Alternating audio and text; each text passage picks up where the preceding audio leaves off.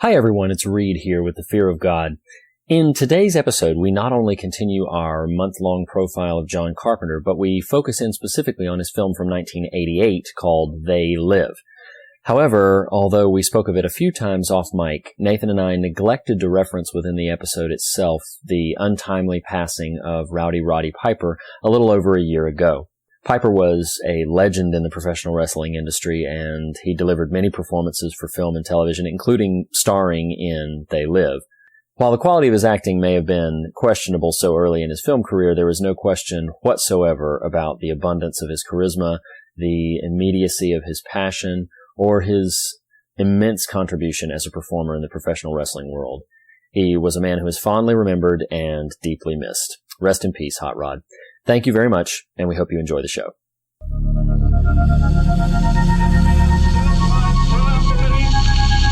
That the only thing we have to fear is itself. No. Be afraid. Be very afraid. There is nothing to fear except God. Whatever that means to you. Do I look like someone who cares what God thinks?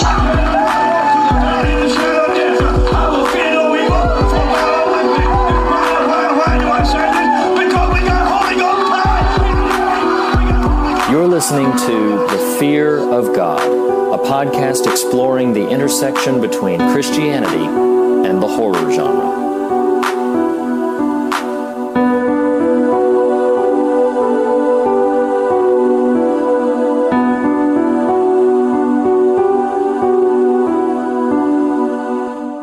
Hello and welcome to The Fear of God, Episode 8. We are a podcast exploring Christianity and the horror genre, and having this conversation is myself, Reed Lackey. And myself, Nathan Rouse.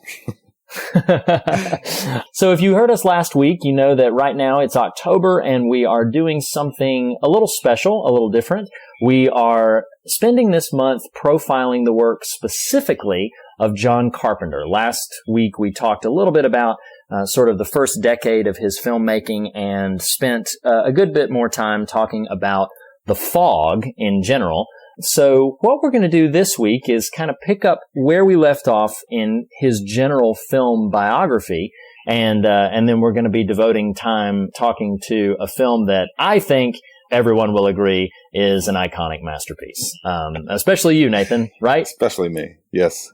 I can't wait. Let's go ahead and dive in. We're going to talk about the 80s, and when it comes to John Carpenter and the 80s, there is so much to talk about. Virtually every reason we have for still discussing John Carpenter as a filmmaker happened in the 80s, with the possible exception of Halloween. Not possible, with the obvious exception of Halloween. Most of his iconic films happened in the 80s. He made 8 films this decade. All of them are good, and at least 5 of them would probably be considered essential defining works of his career. And that's not even counting some of the other films that he produced and had a part in that we're not even going to really talk about. So, coming off of Halloween, wildly successful film, he then went on to direct The Fog. Last week we spent a lot of time talking about The Fog, so we'll move on from that. His follow-up to The Fog was probably one of his most iconic and quintessential films. He made a film called Escape from New York. Now, out of all of his films, so Carpenter is known for horror and he's known for scary films. Escape from New York is not a horror film. It's more of an action film. But if somebody were to come to me and be like, okay, I'm only going to watch one John Carpenter film and I don't necessarily need it to be a scary one. I want the most iconic representation of what John Carpenter does as a director and what he does as a filmmaker. Honestly, even though I think Halloween and The Thing are much better movies, I would point them to Escape from New York, because Escape from New York has all of John Carpenter's strengths at play. It's got suspense. It's a little campy. It's got the anti-hero at its center. It's kind of got an anti-establishment vibe. It's low budget. It's got dark humor. It stars Kurt Russell. It's got everything. And yet today we're talking about They Live. Sorry. That's exactly right. That's a great masterpiece of a movie. Escape from New York, if you haven't seen it and you're a fan of, honestly, if you're a fan of action films of the 80s, you've probably already come across it, but if you're a fan of action films of the 80s and haven't seen it, then you should seek it out, because Escape from New York, it was wildly popular at the time. It was very highly praised critically and made a lot of money. It was a very big success for him, much bigger than The Fog, actually. And Escape from New York definitely established him as it was his last independent film for a little bit of time. And then he started doing more mainstream stuff through the 80s, largely because of the success of Escape from New York. So I could go on and on about it, but I won't. I just say that it's an essential John Carpenter film. If you're at all interested in John Carpenter's work beyond what we're talking about, you need to seek out Escape from New York.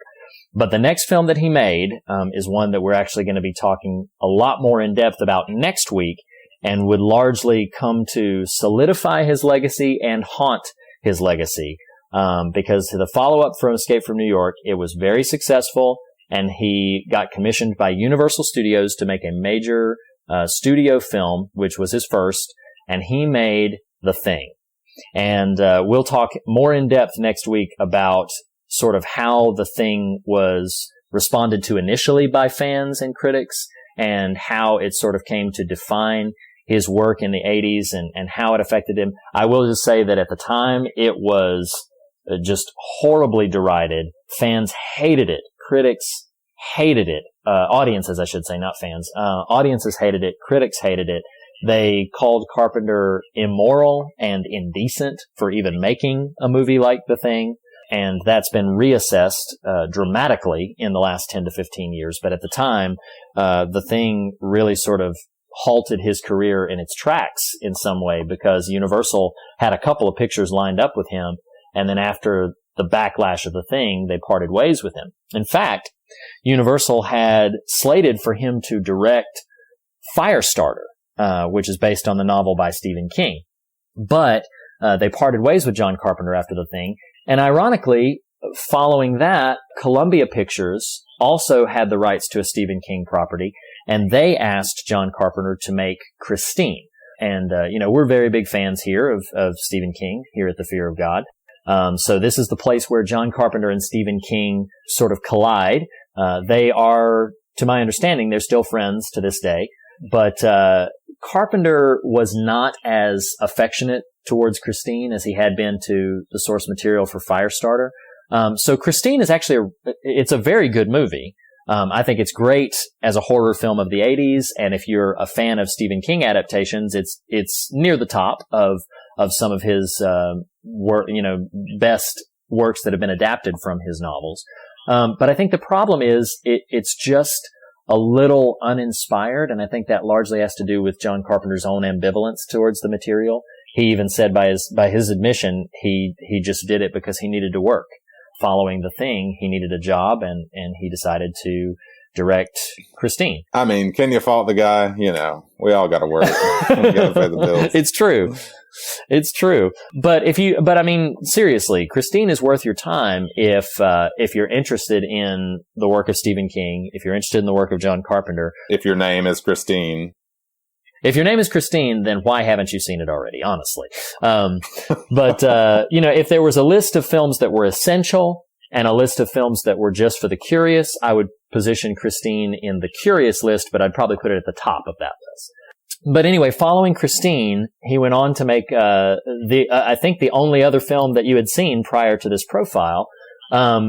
He made Starman, also for Columbia. And I think here's what's interesting. As we'll talk about more next week, the backlash to The Thing was largely due to another film that audiences may have heard of called E.T. And E.T. had come out 2 weeks before The Thing. And everybody was loving aliens. Everybody was so enamored with the idea of aliens and affectionate to the possibilities of extraterrestrial life. And then John Carpenter drops this bleak, horrific vision called The Thing down on audiences, and they just hated him for it.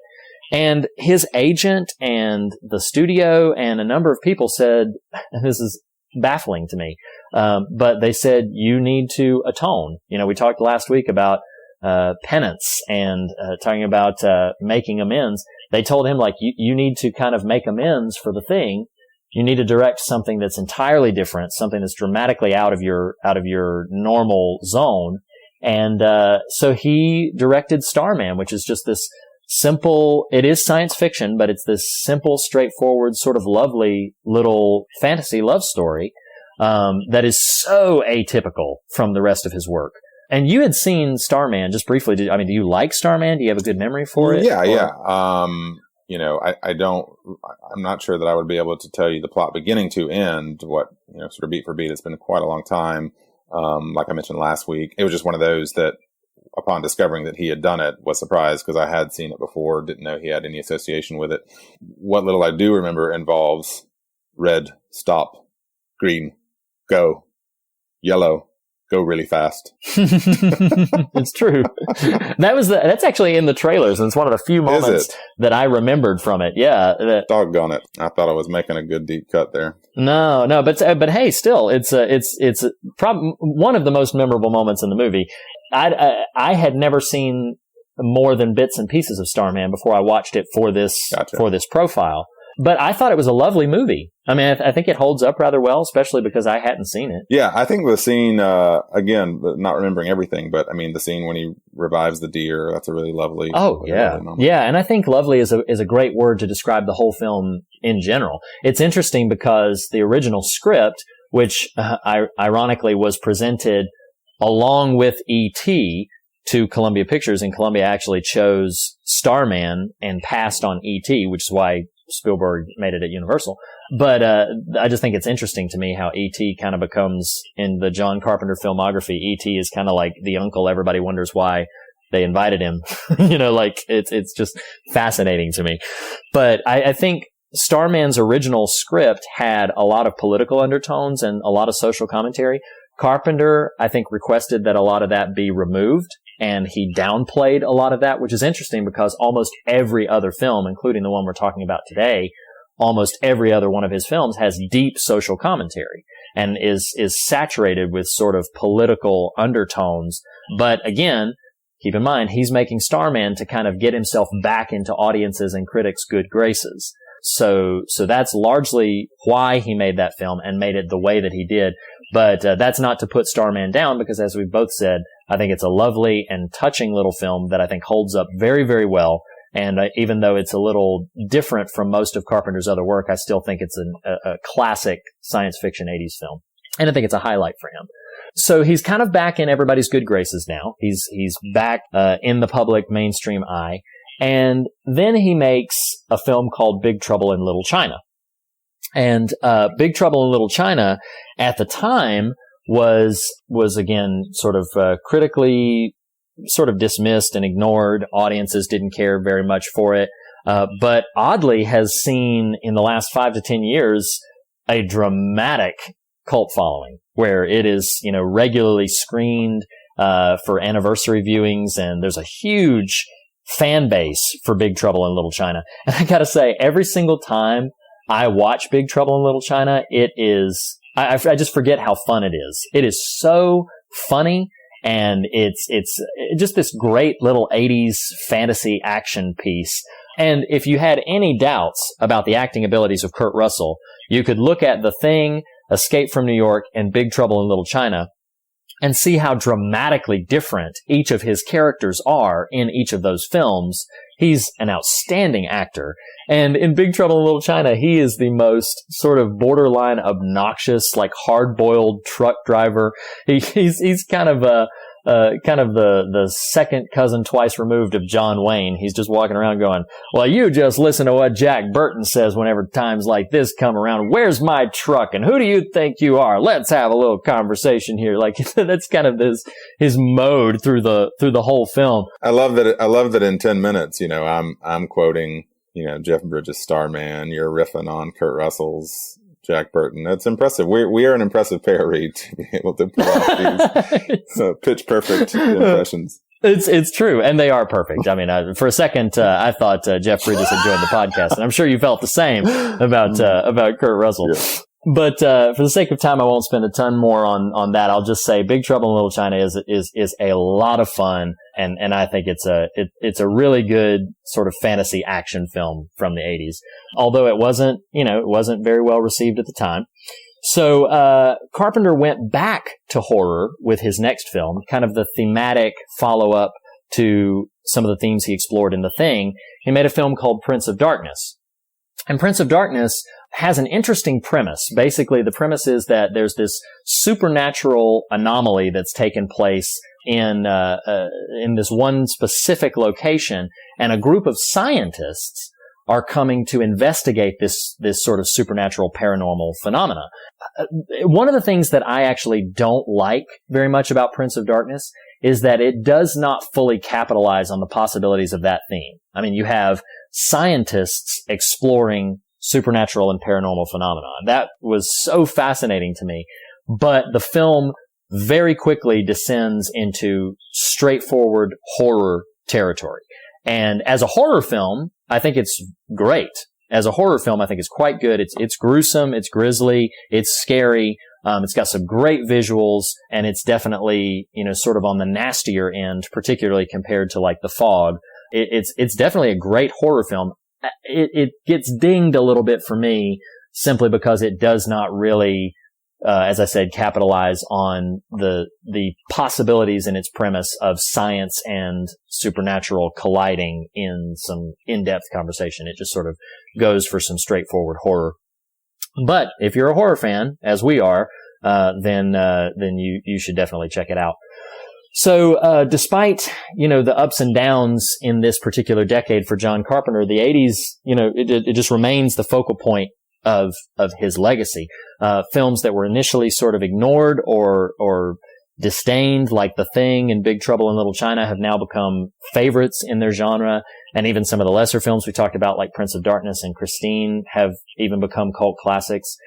Starman and Escape from New York were popular at the time and remain popular. There's a lot going on for John Carpenter in the 80s. But I didn't choose to talk specifically about any of those films.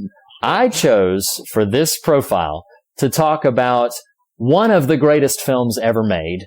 I choose to talk about the film he made in 1988, which wrapped up his work in the 80s. I'm talking about the iconic, immortal, immensely memorable masterpiece on the level with Citizen Kane and The Godfather. Oh, no. Is the Rowdy Roddy Piper starring They Live. Nathan. I was gonna ask you if you got your bubble gum, man. You ready? Unfortunately, I don't have $1 in my bank account, and I'm all out of bubble gum. So I guess we'll just podcast. I think this is also, correct me if I'm wrong, one of his most Christian movies, in keeping with our intersection theme here, that it was loosely inspired by the, I think the initial title was Because They Live. Oh, wow. Well, that is a deep cut for Christian audiences. That is we're not even going to explain it. Just if you get the reference, you get it. Yep. There it is. And it's actually kind of heretical if you follow through with it. Yeah, man, They Live. You loved this movie, right? You thought this was great. Do you want me to just react? Do you want me to just talk? I do. Yeah, please. Yeah, we established last week I had only seen Halloween of Carpenter's oeuvre and knew nothing about They Live, which actually doesn't give you a whole lot of indications by title alone. Right. And so I just knew nothing going into it. And honestly, and as we have established over time, I don't mean to give definitive statements, just personal reactions to this. So I almost think I hurt myself by not knowing anything about it. Because I'm coming off The Fog, which is, as we established before, this kind of quaint, kind of campfire, almost storybook feel to it, though with, of course, some scary edges to the story. Carpenter is, of course, associated with kind of horror stuff. So I'm going into They Live thinking I'm getting some sort of, is this going to be kind of a zombie tale? I had not looked at casting or anything. And even, I think the day I went to watch it, happened to watch a trailer, and the trailer, as iTunes occasionally does, is literally just a scene. I mean, it's just a snippet, and it's the scene of Roddy Piper and, gosh, his name's eluding me now. Keith David?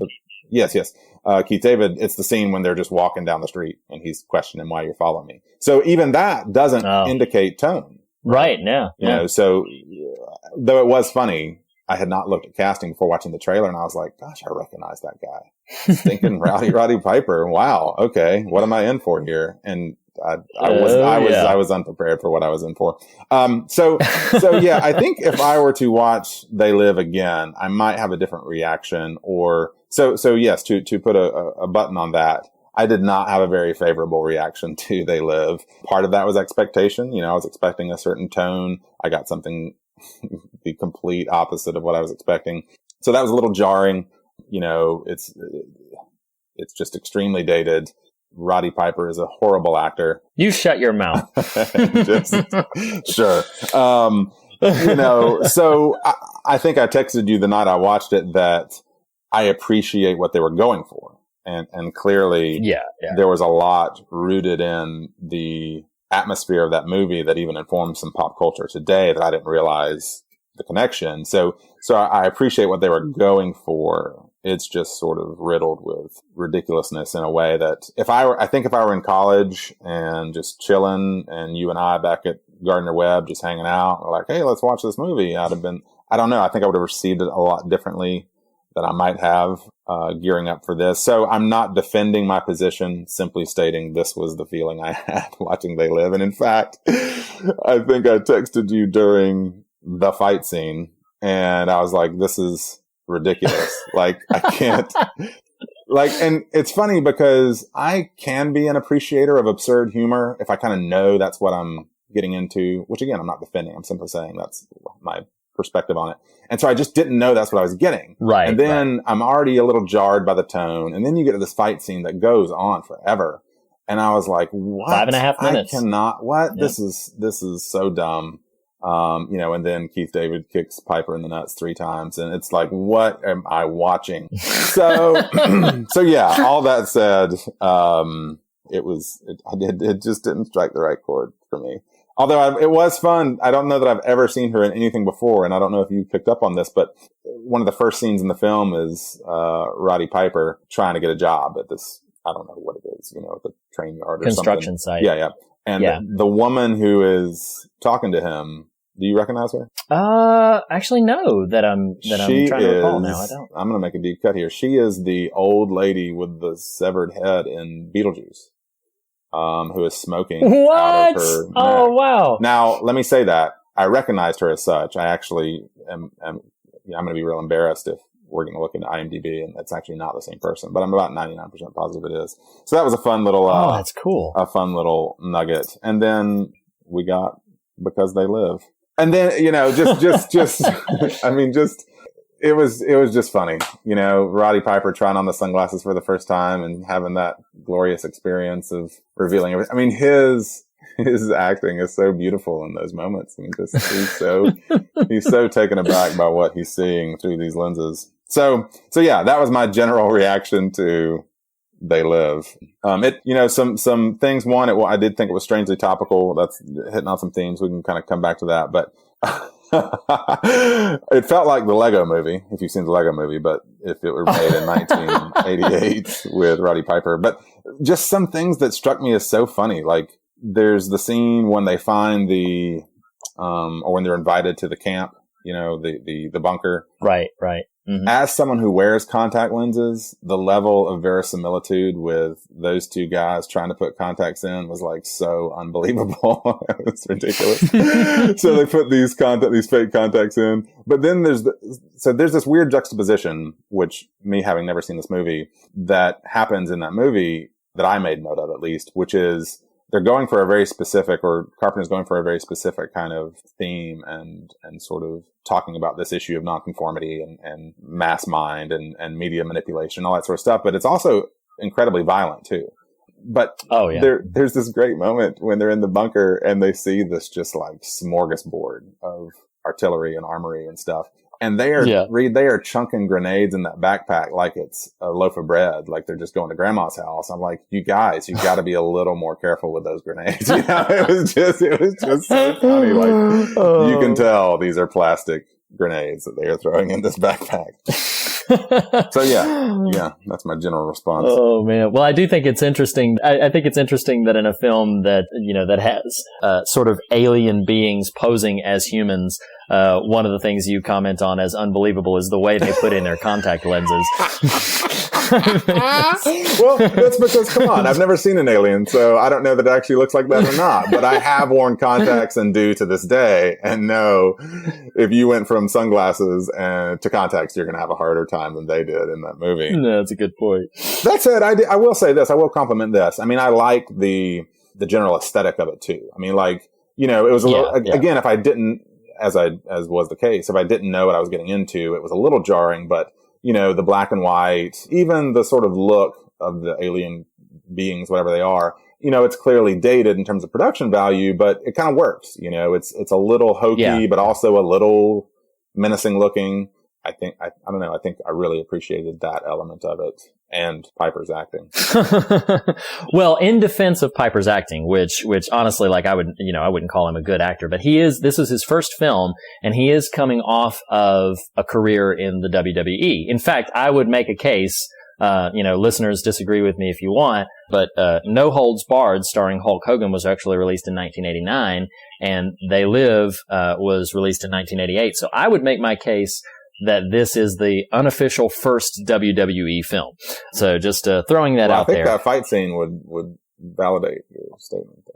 Oh, absolutely. 5.5 minutes. That fight scene goes on list after list of what's some of the greatest fight scenes in film. You've got all your Bruce Lee, martial arts, everything, but you got Roddy Piper and Keith David going at it machismo style for 5.5 minutes. Well, and what listeners may not pick up on is, we allude to this occasionally, but we're recording several months out from actual broadcast, and we're also on opposite ends of the country. But I will be visiting you at the end of September, and I made the comment that we should, as our first video podcast, you and I recreate that scene.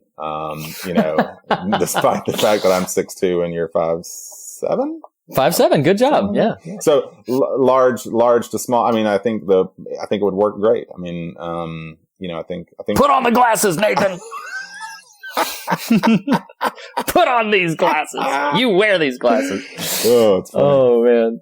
It's, it's funny because we're sitting here kind of laughing more at this, and I wouldn't even necessarily, I think it would be kind of loosely considered in the horror genre, but it's definitely not a scary movie. I don't think it's even attempting at the time to be a scary movie, but it is interesting to me. Like this is the kind of movie that, depending on how you go into it, I think does, as you've experienced, largely flavor what you're going to take away from it and how you're going to feel about it. And truly, you're making a great point there. And I think, honestly, in my defense a little bit to those who are listening, thinking, Nathan, you have no soul for not enjoying They Live more, I do think the tone was jarring enough that it threw me. And if I were to watch it again with like-minded folk, I think I would have a bit more enjoyable time with it. Most of the movies up until the Carpenter series we've done, I had seen before, so kind of knew what to expect and had a little bit more, could wrap my head around them a little more than I could They Live, because I had no idea what I was getting into and was very, very surprised by what I got. Yeah. Well, and, one of the biggest reasons I wanted to talk about it, because if we were sticking more to sort of the direct horror genre, we chose 4 films to talk about this month: The Fog, They Live, The Thing, and Halloween. But number 5, and duking it out with They Live for at least 5.5 minutes, was, a film called, In the Mouth of Madness, which is, a much more direct horror film, and, is definitely worth noting in Carpenter's filmography. We'll mention it a little bit more, next week. But the reason I specifically wanted to talk about They Live is because of how direct its social commentary is. I mean, it is almost to the point to where it's on the nose. Like, somebody could walk away saying, well, yeah, but that commentary was so in my face that it hurt my enjoyment of the film, because subtlety is not a quality of They Live in the slightest. No. I mean, but I mean, I do think that some of the things it's talking about, this sort of, I mean, it is a trademark theme of John Carpenter's work, this whole anti-establishment, anti-conformity kind of ideal. I mean, that showed up in Escape from New York. That shows up in several other of his films, that it's just something that he seems to be passionate about as a storyteller, about not creating this singular norm that everybody has to align with and everybody has to adhere to. And that is probably never more present than it is in They Live. I mean, when he puts on those glasses, he looks at a stack of money, and I really keyed in on this. The stack of money, when he puts on the glasses and sees sort of what the alien subliminal message is, it says, "This is your God." Yeah. Which I thought that was fascinating for somebody who, Carpenter does not claim to be a religious person. But I thought that was very, very interesting. It's like, this is your God. All of the billboards in the black and white vision say, obey, marry and reproduce, consume, all of these kinds of pervasive subliminal messages, that, as the film says, are intended to sort of keep you in a kind of waking sleep. And it's interesting to me because we talked last week about this idea of sort of fan entitlement and sort of fans having all the cards on the table in terms of what kind of cultural things we want, and dictating, the success or failure of certain cultural stigmas and certain cultural ideas. One of the things that I don't think we've talked about very much on the show until now is the influence and the power of mainstream media in general. And I'm not saying that immediately with a sort of a positive or a negative, but Sure. just it's interesting to me how much influence, dependent on what kind of mainstream media you consume, is going to flavor your perception of social issues, your perception of people in the limelight, and your perception of the culture at large is largely, I don't think it'd be too much of a stretch to say that in many ways it is kind of controlled by what you consume in mainstream media. Would you agree with that? Would you kick back against that idea? Yeah, I mean, to validate some of what you're saying in terms of the film itself, yeah, I mean, I think the movie's very on the nose, and some of the things that echo what you're trying to get at. Like, I think what you were alluding to, I wrote down the guy as the broadcast is being intercepted, of the bearded man, preaching to the folks. Whose name I forget right now. One of the things he says is the they keep us asleep, keep us selfish, keep us sedated. And it is pretty interesting. you bringing up the fan entitlement thing. I mean, I think that would fall into the keep us selfish, sort of category there. Mm-hmm. Yeah. I mean, I think it takes a lot of work in our society today to keep aware, to keep awake, and hear me, we're people talking about horror movies, in this case from the 80s, on a podcast distributed on one of the major media channels on the planet. So, it's not lost on us that we're participating a bit, but, at the same time, I don't know. I think that is one of the things I was impressed with about the movie is, again, it was very topical. Yeah. Even for something that's at this point almost 30 years old. In fact, I was a little hesitant to say this, but it's our podcast, so whatever. There we go. Once they jump through the little portal and find themselves at the big party, what I wrote down was, "Are they at the RNC?"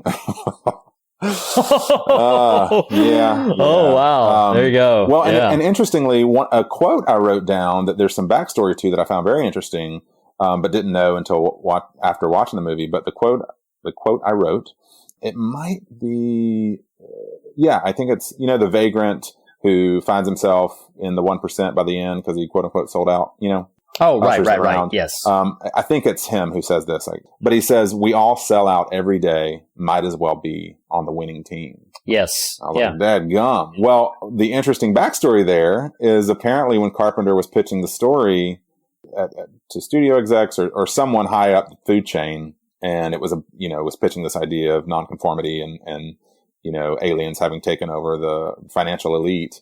That is what the person he was pitching this to said.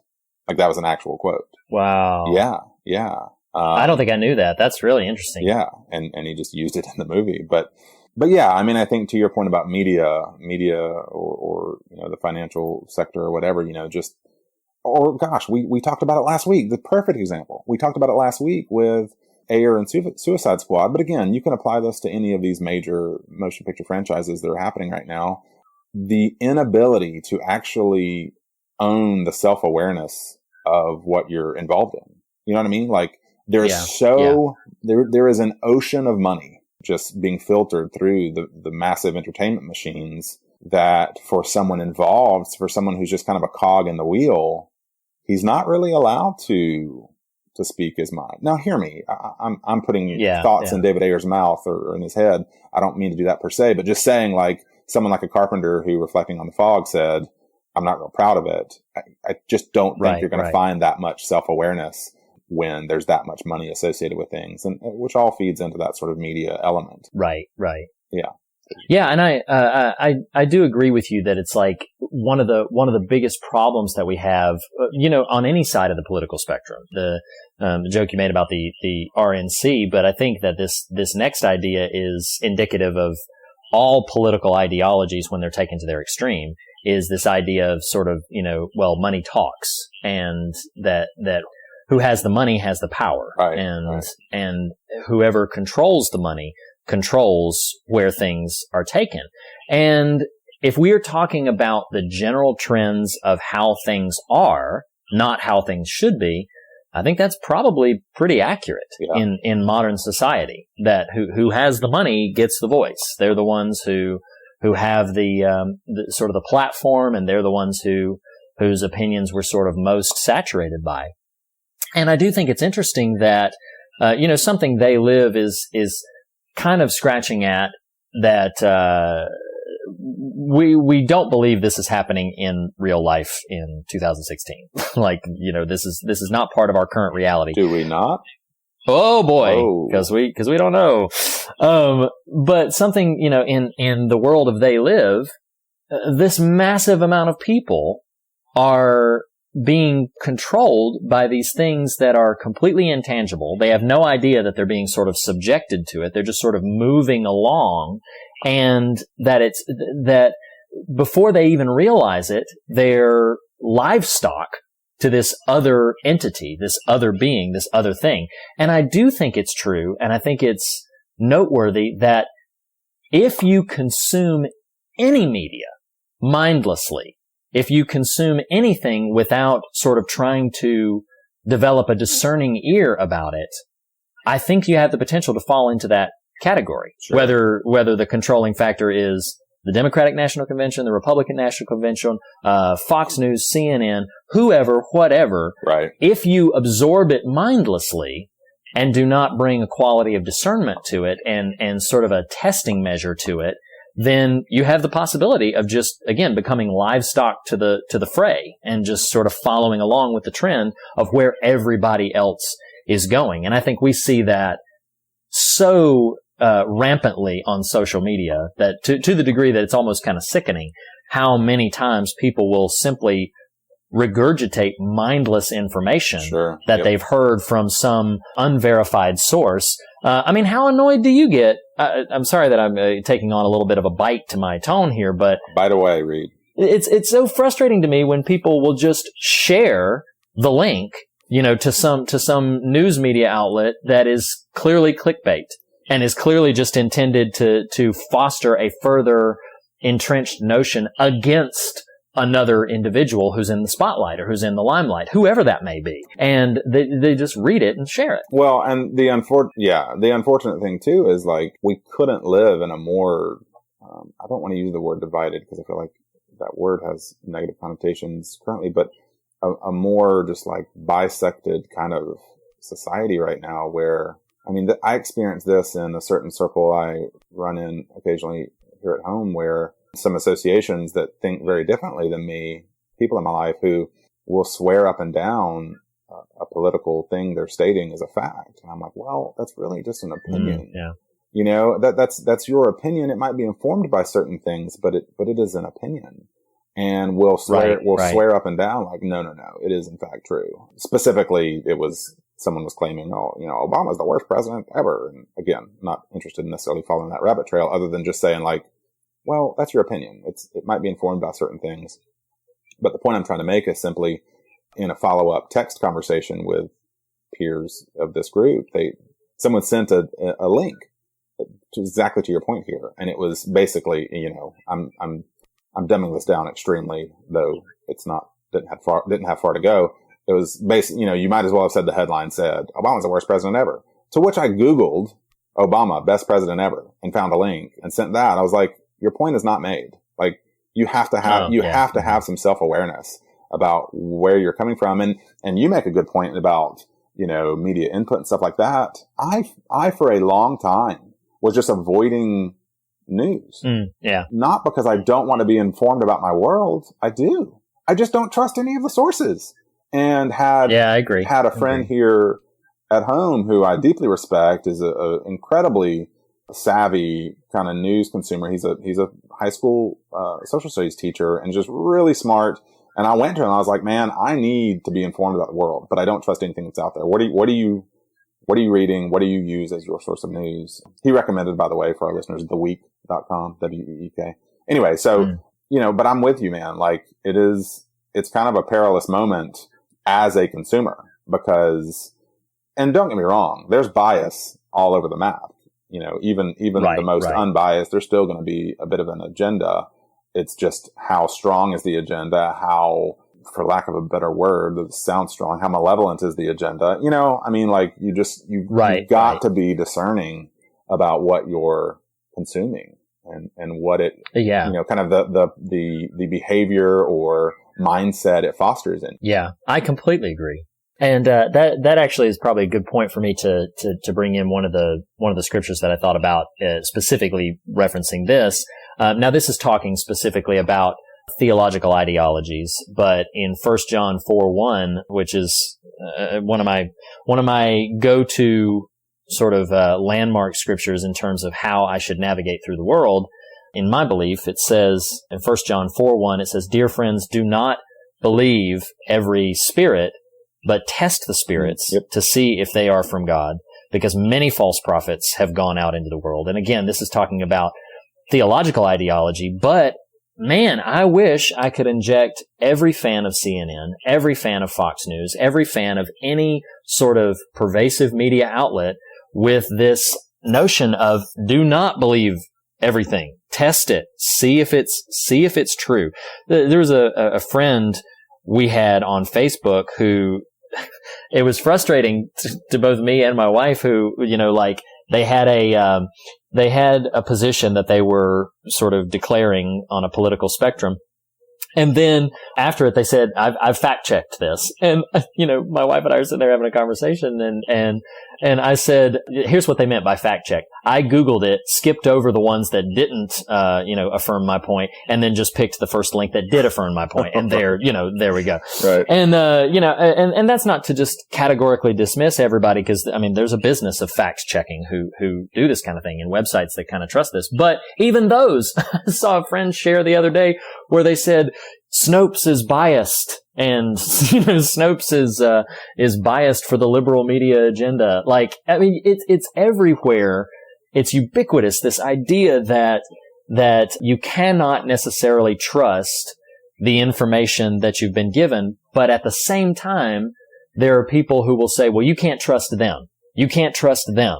But then the other side of the conversation is pointing the same kind of finger and saying the same kind of thing. You can't trust them. And both of them are sitting there saying, they live, right. It's, I'm being a little, silly there, but it is pervasive. This notion of you're right. We can't necessarily just open our mouths wide and consume wholeheartedly. I forget what this reference is, and I want to say, who's the guy who, gosh, I can't believe I'm blanking on his name. One of the most famous screenwriters, Aaron Sorkin, one of the most famous screenwriters in Hollywood right now. Well, he's liberal. But here's there is one thing that he says, and yes, he is unashamedly liberal, which, that doesn't speak to the quality of this statement. But he said, I think he wrote this down in several of his episodes or movies. He said, if you're smart, or if you're dumb, you surround yourself by smart people. If you're smart, you surround yourself by smart people who disagree with you.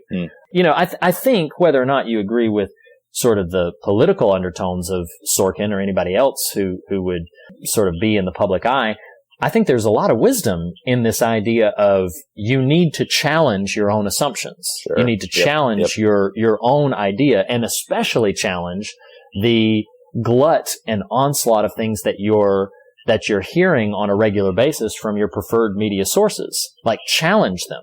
Listen to the opposing side. Give everyone their voice and their opportunity to try to speak their mind. You know, again, it's talking a little bit deeper into sort of theology, but maybe with an eye towards winding us down.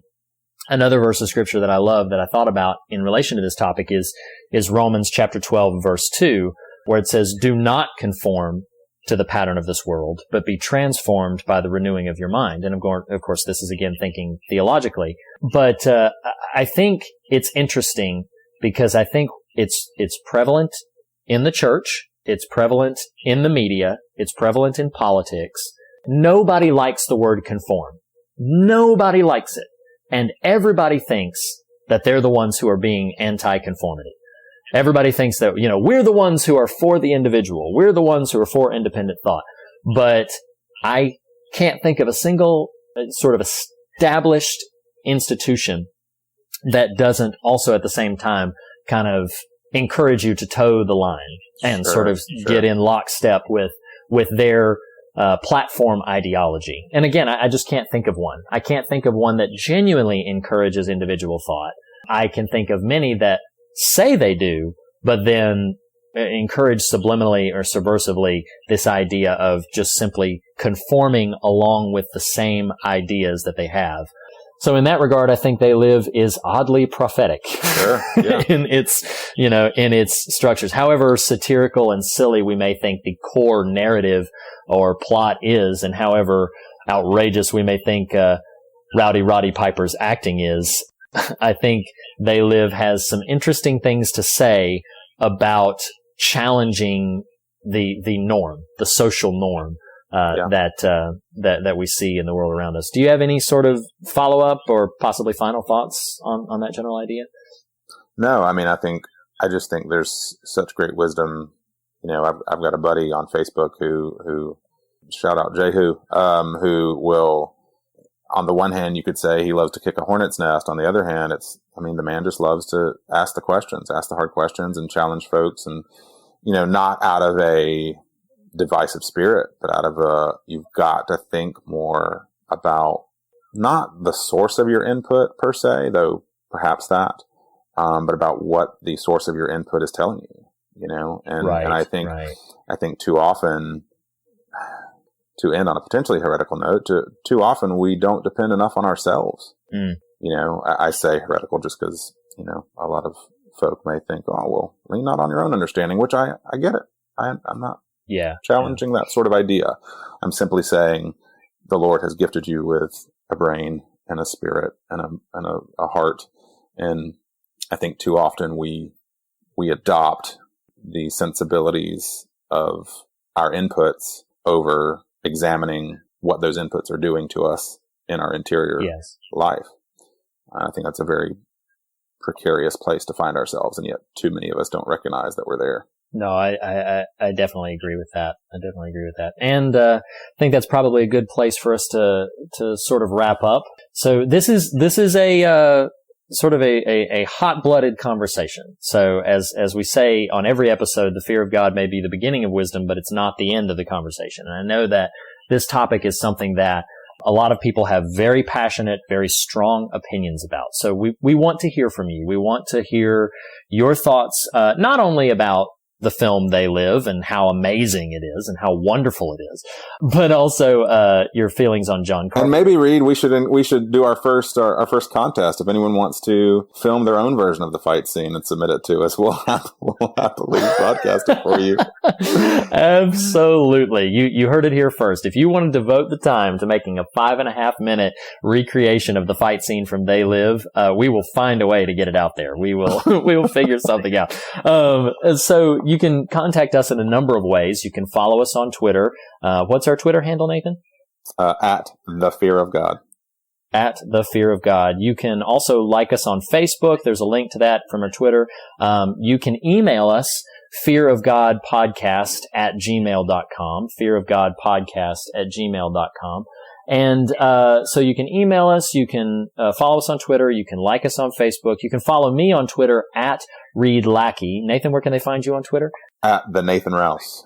And we would love very, very much to continue this conversation. I know that sometimes we touch on some things that people have very passionate opinions about. We want to keep the conversation going. Please reach out to us by please fall in line and reach out to us. Obey, please. Obey. By social media and especially if you're all out of bubblegum, because that is a thing we encourage here. So, speaking of the thing, that is what we are watching next week, right? Oh, yes. So a dramatic departure in tone. Next week, we are going to be doing, another sort of broad stroke, view of Carpenter's next decade, and then diving deeper into what I consider to be a horror masterpiece, John Carpenter's The Thing. So, we will, look forward to having that conversation with you next week. Nathan, thank you so much for having this conversation with me and for watching They Live. Yep. You're welcome. And we'll see you guys next week. Thanks so much. Bye-bye.